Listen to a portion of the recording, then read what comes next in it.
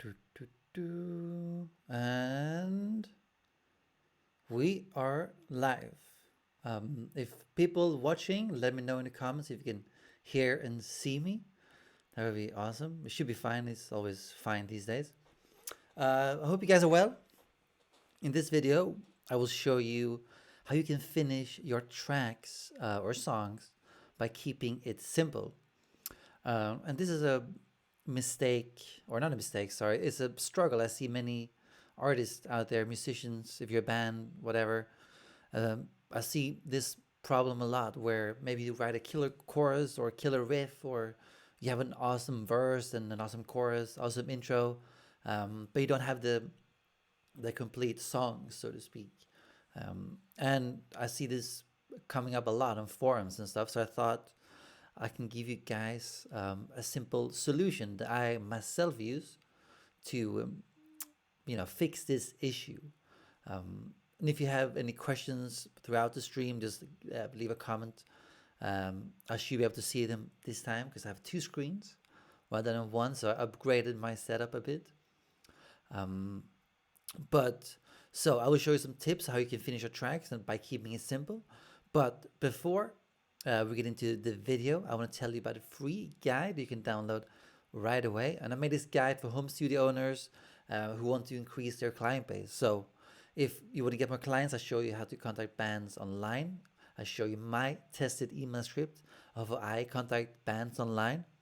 I show you how to get clients offline in real life, so to speak, and how to get clients coming back for more.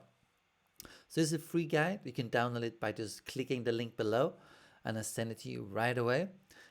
It's free, as I said, and I think you're going to love it and find it very helpful. Check it out, enter your email address, and I send it to you right away. But that's it for the promotion part of the video. Let's get into the topic. And as I said, leave a comment if you have any questions. Even if you're watching the live stream, leave a comment and I'll come back to you with an answer afterwards. So, songwriting and finishing songs can be tricky, especially, as I said before, you might have a killer verse and a chorus, but you don't know what's going to come after. Like, what should you do to make the second verse, or what should you do to make the song better? Do I need another part, etc., etc.? And the good thing is, when it comes to writing songs, you don't need to reinvent or invent a new section the whole time. You can actually reuse an old section, like you can reuse your old verse, but change everything around it. You can change the melody that goes on top, or you can change the drum rhythm or drum part that goes on top as well. This is a super effective way of being able to reuse a verse, and make it sound completely opposite in the second verse, even though it's the same thing. And the good thing with this is you can keep your hard work of having written a killer riff. You can keep that riff or the nice chord arrangement you wrote. And it's easier to just change what goes on top. For example, the drums. And by doing that, you have a completely new sounding section, even though you just reused the riff or the chord section. So that's enough of me talking, actually. Let me show you an example. This is a song I wrote not that long ago. It was a rock song aimed for video games and stuff. And in this song, I only used 3 riffs, essentially. But I made, as you can see here, intro, verse, chorus, intro, verse, chorus. But the sections sound completely different, except the intro. But let me just show you the first verse. Pay attention to the guitar riff, and then I'll show you a part of the second verse, and we can see how different they sound. So here we go, first verse.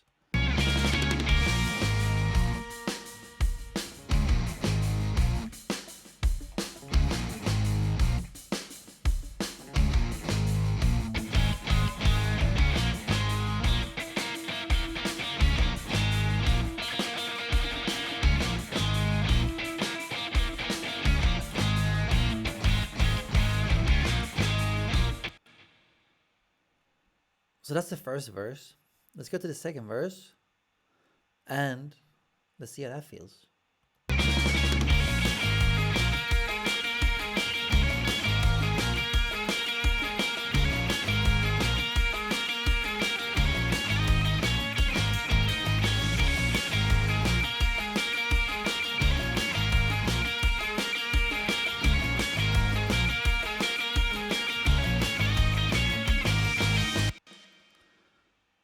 just feel how different that felt? Even though same riff, like you can probably hear it's the same guitar riff, but it doesn't feel like, oh, going back to the first verse again. It feels new. It feels fresh, so to speak. It feels a completely different vibe around the whole section, and that's the beauty of being able to reuse a riff, but just changing what goes on top. And I did the same with the chorus. Let me show you the chorus part. So when I reused the chorus, I actually made it an outro as well. Let me show you the chorus, and you can see what I did.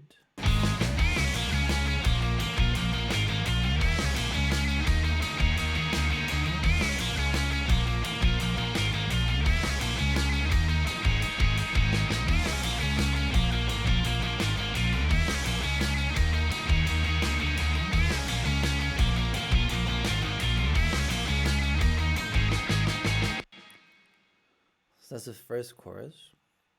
This is into the outro chorus, or whatever you want to call it.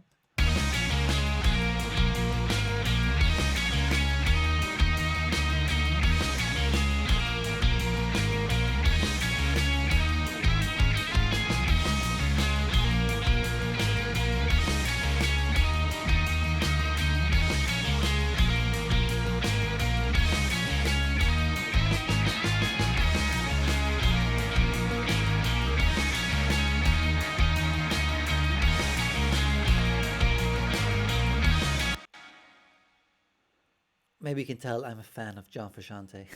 But I hope you can see my point here. Is like I was able to create full song only using 3 riffs, but the whole song feels completely different going back to the first verse and the chorus again. It doesn't feel like, oh, here's the chorus again.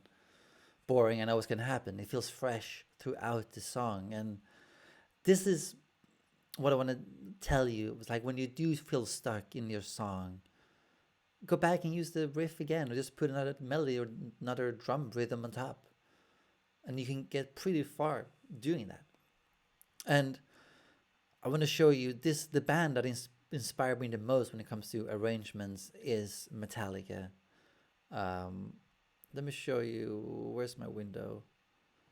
Here. Let me just show you Master Puppets. I mean, this song has plenty of section. They're not short on riffs, but they did a cool thing by doing the outro. The outro they made in the song, to just reuse the verse riff, but they changed what went on top.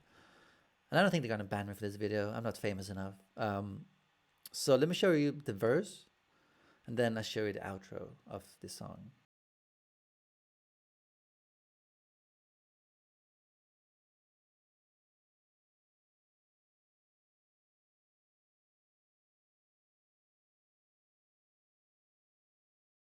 Remember that riff? Let me go to the outro. Let's see if we recognize the same riff.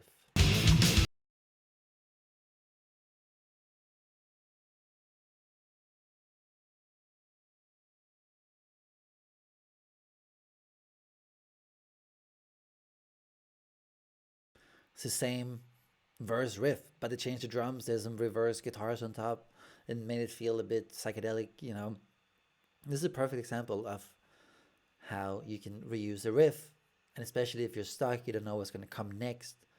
Take your old riff, change the drums, change the melody, and that's a perfect way to get unstuck, essentially. And that's a simple trick I want to share with you in this video, and I hope you found it helpful. And please leave a comment again if you have any questions or any other tips. If you have any killer arrangement tips you want to share, please leave that in comments. And I'm going to tell you another arrangement masterclass that I think, also Metallica, their song Some Kind of Monster.